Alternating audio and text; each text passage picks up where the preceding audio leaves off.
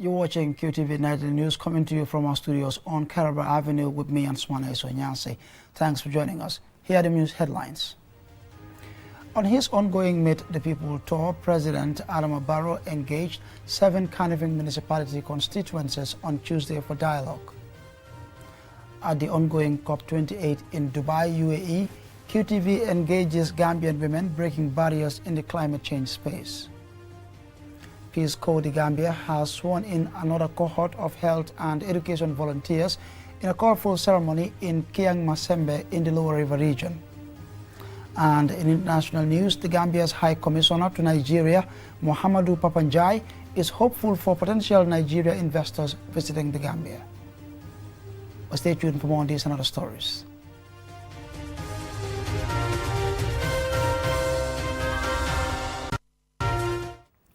And we now take a look at the news in detail.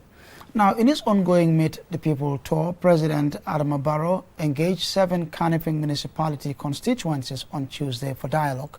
The president stressed his development objectives for the region and his commitment to further consolidating his development record in KM. Mohamed Lamin Choi reports. The Kanifing region is the latest to receive President Adama Barrow in his nationwide tour and dialogue with Gambians. This meeting in Bundunkakunda is the largest joint meeting and brings together people from all 7 constituencies of the Kanifing region. It is also the president's second to last meeting before he wraps up his constitutionally mandated tour of the country in Banjul on Wednesday. The meeting begins with Seko Konate, a representative of the village head of Bundung, who speaks of water shortages facing the communities around Bundunkakunda. Mr. Konate also reports that the police in this part of KM lack a utility vehicle, which, according to him, has made it difficult for the police to respond swiftly to complaints of crimes. Ramatulai Ba recognizes government's efforts in addressing problems they had complained about previously, including roads. She appeals to the president and his government to help expand the Bundunkakunda market and develop it into a top-quality market to improve women's business and their source of income to sustain their families. Mustafa Toure takes part in the dialogue by emphasizing people's duty to pay tax for national development. Mr. Toure argues that when people pay their tax, government is better placed to advance development infrastructure for social services such as roads, schools and hospitals. Yama Law confirms that the president and his government have always kept their promises in response to the development calls of the people of KM. She references government intervention in developing Boyo Field and provision of credit facilities to women. Yama Law also recognizes Operation Clear the Roads as a positive gesture which aims to provide more space, reduce accidents along the roads, and improve traffic circulation and emergency response. The National Assembly member for Bundunkakunda, Suleiman Jame, is among those who expressed appreciation for the government's development endeavors in his constituency. On the ongoing road construction in his area, the National Assembly member appeals to stakeholders including NAWEC and GAMTEL to work together to fast-track works on the roads.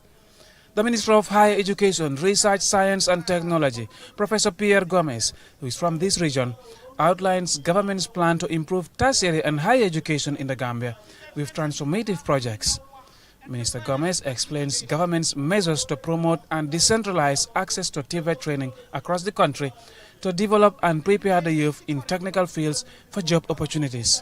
The Minister of Youth and Sports, who is also a resident of KM, sets out government's efforts to provide opportunities for the youth. The Youth and Sports Minister talks about irregular migration and the loss of Gambian lives. Minister Baji argues that life abroad is not as rosy as many think and that people can make it in the Gambia, given some job opportunities in the country in sectors which are dominated by foreign nationals. Following remarks from the constituents, local authorities and cabinet ministers, President Barrow addresses the people of the 7 constituencies of KM in a dialogue. On the issue of water problem affecting Bundung, President Barrow informs the gathering that experts tested and concluded that the water quality in Bundung is not fit to drink, and that to help solve this, a new borehole is being constructed in Nema, and that he has been informed that in 2 weeks' time, Bundung will be connected to it. Responding to another concerns, President Barrow informs the gathering that the Ladirkunda Road is part of the OIC Road project, which will be upgraded into a first-class road with street lights. The head of state assures the meeting that he takes people's concerns seriously and that he is elected to serve and consult people on their development needs. Mahmoud Lamin, QTV News. Now, away from the presidential Meet the People tour, women represent a high percentage of poor communities that are highly dependent on local natural resources for their livelihood. However, few women are involved in decision-making processes on climate change. At the ongoing COP28 in Dubai, UAE, Jennifer Sonko engages Gambian women breaking barriers in the climate change space. The United Nations projects that by 2050, climate change will push up to 158 million women and girls into poverty and lead 236 million more women into hunger. Women have limited access to participate in decision-making and are not involved in the distribution of environment management benefits. The Gambia's Minister of Environment, Rohi John Manjang, is a woman who serves as a role model to inspire young women to take over climate spaces. In the context of the Gambia, you know that women are the least placed when it comes to our economic players. So they are more adversely affected, and again, they have less muscle in terms of finance to respond and build their resilience. So getting women in the leadership to support the rights and position of women is very important. Jaha Dukure is a women's rights activist and a UN Women Goodwill Ambassador for Africa. Through her work, Jaha supports women farmers to sell carbon credits. A lot of times when people hear about the carbon credits or carbon markets, right, they're thinking about the forestry, they're thinking about the big picture. But a lot of times we don't consider women in agriculture, right?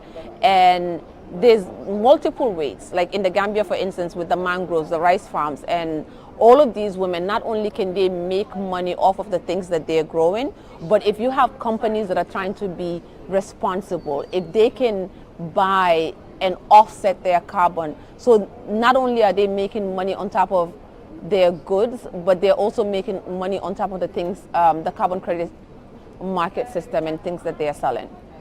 Research indicates that women and girls are up to 14 times more likely to be harmed during disaster than men. This proves the need to have women on the table. Maria Mandao is a Gambian negotiator on damage and loss. When you look at the negotiations, it's mainly dominated by the males. And then if you look at the analysis on the gender compositions of the delegates, you find out that most countries, the number of delegates, you have more male than women. But I think this is something that the Gambia, I think many countries can learn from the Gambia. I think they are taking a very good lead when it comes to the representation of women at the negotiation level. Research shows that women's representation in parliament is associated with stronger environmental policies, but globally, women only hold around 1/4 of seats. There are just 5 women legislators out of 58 National Assembly members in the Gambia, which poses a challenge for raising issues or opposing legislation in this area. Reporting for QTV News, I am Jennifer Sonko. Now, Peace Corps de Gambia has sworn in another cohort of health and education volunteers in a colorful ceremony in Keang Masembe in the Lower River region. Our regional correspondent Bakari Balde attended the event and he filed this report.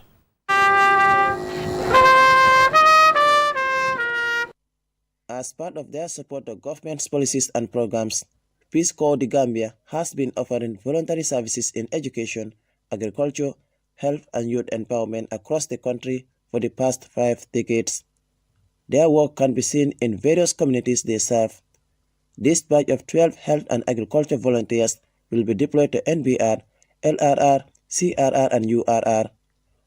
Sire Moli, the Peace Corps de Gambia country director, who was a former Peace Corps volunteer, applauded the host families for the support they gave to their volunteers during the 3-week rigorous training and outlined their intervention areas. For us, we're looking at, especially in health and agriculture and environment, we're looking at places where people are relying on agriculture for their livelihood, where their nutrition comes from their gardens, from their farms, where the health access may not be as abundant, and so some of the health volunteers are working with the RCH clinics, the reproductive and child health clinics. Saron El Koroma, the United States ambassador to the Gambia, compliments the government and partners for their continued support and further describes the new volunteers as the United States grassroots ambassadors. I count on you to help us reach our U.S. Gambian goals of improving health, agriculture, and the environment across this country. So many of your peers have chosen to remain in the U.S., often working remotely at a laptop at home. Not you. You have embarked on an extraordinary journey. Gabriel Jaju speaks on behalf of the Health Minister. Your intervention is very crucial in realizing the dreams of the Minister of Health. And we also realize that the volunteers will work in the mental health sector, in the infant and child nutrition area, malaria control, hygiene and sanitation, to name just a few. Momodu Aliuba, Program Assistant, and Sayo Doumbia, Deputy Director of Programming and Training, respectively, have this message for the host families. So I advise them to support them in whatever they are going to do so that the communities will really get the benefit of these volunteers. The volunteers is to go out there and then embrace the community members and then be tolerant and be flexible. These cultures are not the same, so they are going to experience some cultural shocks. So they just need to bear that and then be flexible because they are going to be different. But I'm also going to advise the community members to open their doors, their hearts to these new volunteers. They are on a mission of building world peace and friendship. The new Peace Corps volunteers take turns expressing delights and say they are ready to serve in various communities across the 4 regions. The ceremony was attended by government officials, international partners, and a cross-section of the community. Bakari Balde, QTV News. And the report there by Bakari Balde will lead us to the commercial break. But when we return, we have some more local and international news stories. For all your electronic cooking utensil needs, worry no more. Deka Killer Jongoma Kitchen is the solution. Deka Killer brings modern, efficient and affordable cooking materials such as gas cookers, heaters, coffee machines, fridges, ceiling and stand fans, among other valuable home and restaurant materials. Located at Serekunda Bambo opposite Sanchaba Garas, Deka Killer is making fun life easier by offering you guaranteed and cost-effective electronic cooking materials. You can contact us on 348-2307 or 728-5372. We are also on Facebook, Deka Killer the Gambian. Email dekakillergambia@gmail.com. Deka Killer Jongoma Kitchen is the solution for all your home appliances and electronic cooking utensil needs. Roast now, Deka Killer making fun life easier. Deka Killer everything for cooking. Deka Killer is the right place to be. The art of juggling is a true spectacle of agility, coordination, and speed. A symbol of progression, precision, and mastery.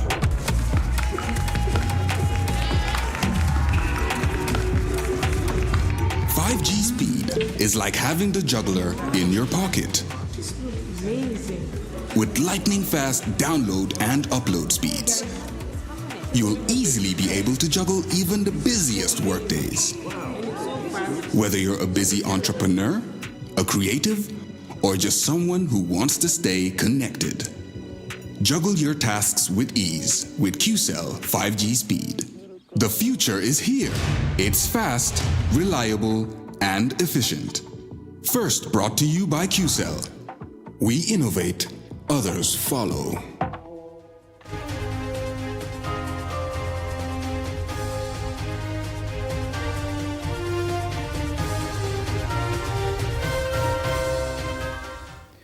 Welcome back. Following the commercial break, be reminded you're watching QTV Nightly News coming to you from our studios on Kairaba Avenue with me, Ansumana Isonyasi.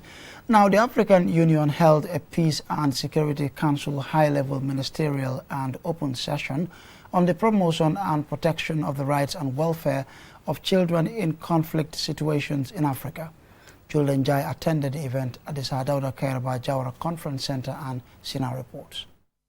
The African continent has been experiencing frequent conflicts and crisis situations, including civil wars, inter-country wars, and other forms of armed violence, including terrorist activities.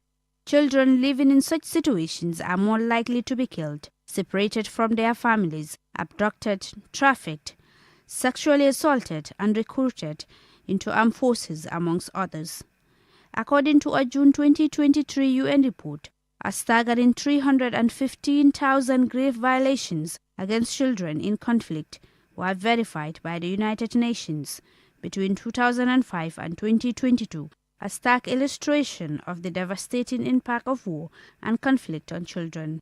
Responsibility for protection of children from these devastating experiences has been firmly established under international, regional, and domestic frameworks. However, the reality is that where laws are in place, they are ineffective, underfunded, and unsupported by government commitments.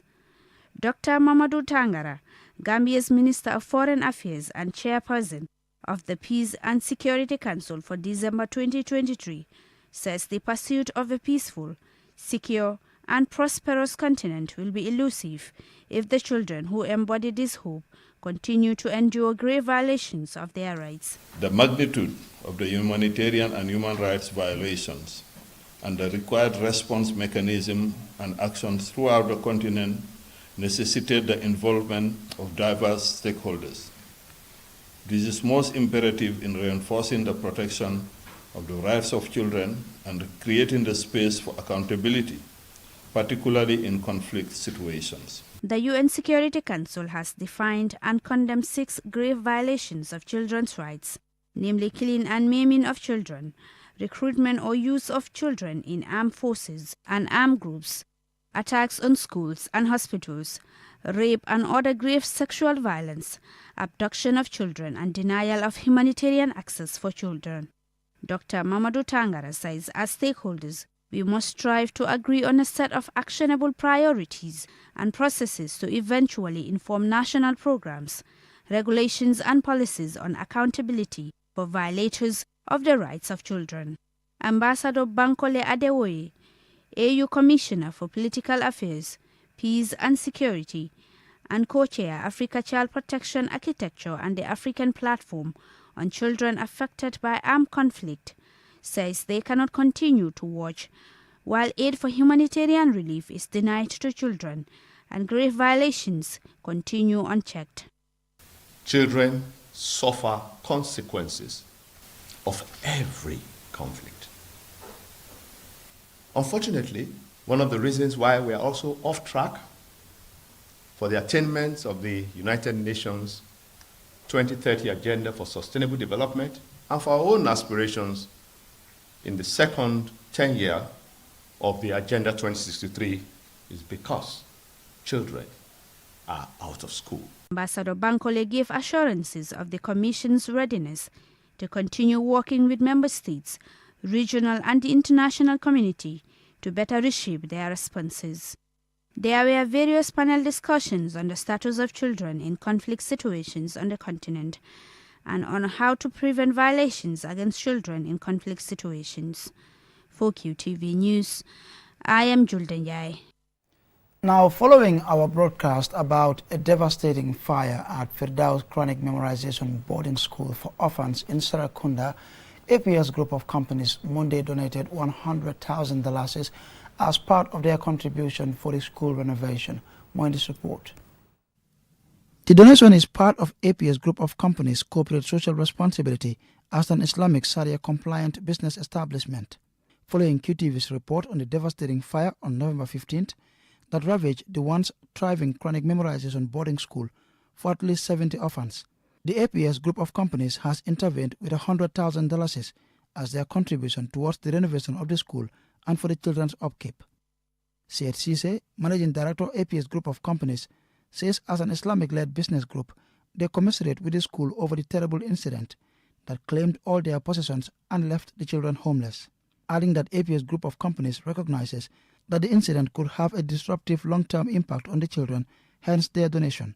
I'm here with the team today from the Sharia department and from the business development team to extend our hand in terms of supporting the school to get back to its feet and make sure that the kids that are being housed here and being educated here are being supported by the community and by yourselves, the imams and the teachers, to make sure that they are being led in an Islamic way, to make sure that they are well educated in Islamic jurisprudence as well.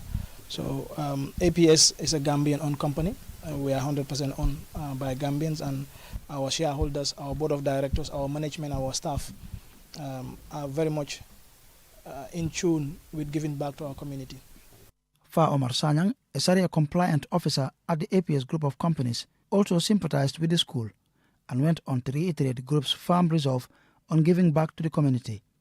We solely like to thank these teachers who have been working tirelessly to make sure they nurture the students to be part of the people who will be in the forefront in the near future, to make sure that they promote Islam to the higher level.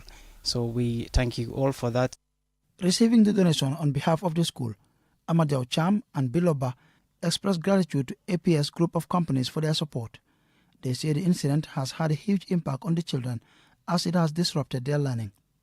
With your help and the help of other Gambians in the diaspora, Alhamdulillah, we are able to get what you can see around.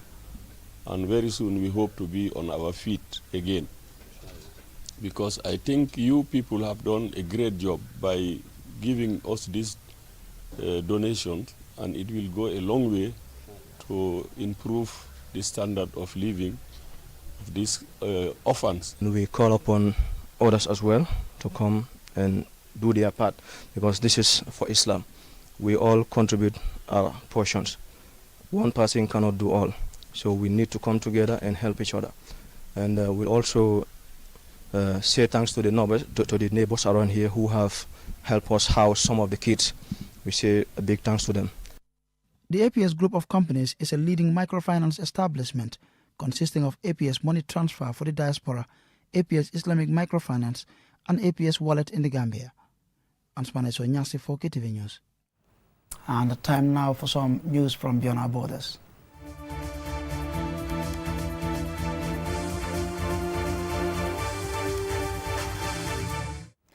Now, the Gambia's High Commissioner to Nigeria, Muhammadu Papanjai, is hopeful for potential Nigeria investors visiting the Gambia as he continues to promote the country as a safe place for investment. He was speaking in an interview with QTV's Aliou Cisse in Abuja, Nigeria.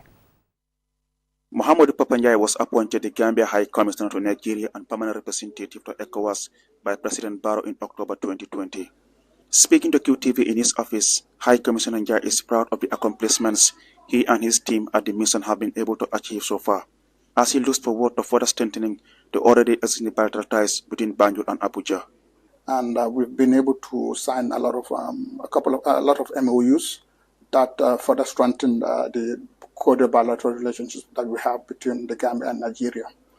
And in the areas of education, in the area of judiciary, and in the area of security sector. And we also made sure that the trade and investment is further strengthened. When I talk about trade and investment, it's not just the big companies that we're talking about. We're talking about the small to medium-sized trade between the two countries.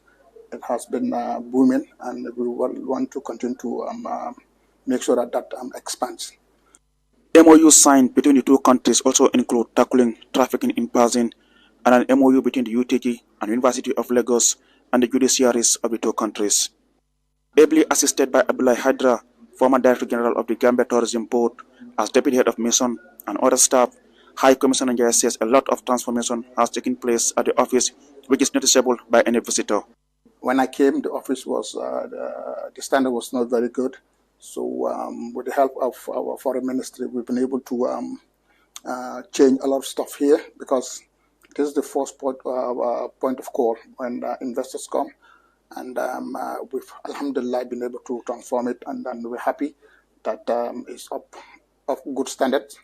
And within these 2 years also, we've been able to almost finalize the procurement process to build our new chancery and ambassador's residence. Those two properties have been lying for the last 15 to 20 years, and we've not been able to get to where we are now. But alhamdulillah, Rabbil Alameen, we've actually, a couple of days ago, we completed the procurement process for it to be built. And now our recommendation will be sent to Banjul. That's an achievement. In the areas of investment and tourism, High Commissioner Njai says they are pushing to attract more Nigerian investors and tourists to the Gambia. Already, more than 5 Nigerian banks are operating in the Gambia. To look at the Nigerian population, it's almost 250 million people, over 200 million people. That's a lot of people. And Nigerians, they have their spending capacity is high, and they're already in love with Gambia. So what we're trying to do is to make sure that the air link is improved, because most of the problems we're having now is air access from Nigeria to Gambia and Gambia to Nigeria. We've engaged a couple of airlines, and it's promising, and we will continue to pursue them. And I think also we also want to make sure that we promote Gambia as a destination of tourists, so that instead of the Nigerian going to Dubai or other countries, they can fly easily to Gambia. In terms of trade, High Commissioner Njai wants to strengthen the bilateral relationship between the Gambia Chamber of Commerce and the Nigeria Chamber of Commerce. He used the interview to ask Gambians visiting Nigeria to always visit the High Commission and share with the office their address in case of any emergency. Reporting for QTV News from Abuja, Nigeria, I am Aliu Sise. And I'm afraid this is where we draw the curtains on this bulletin, but do join us at 10 p.m. for more news. Until then, thanks for watching.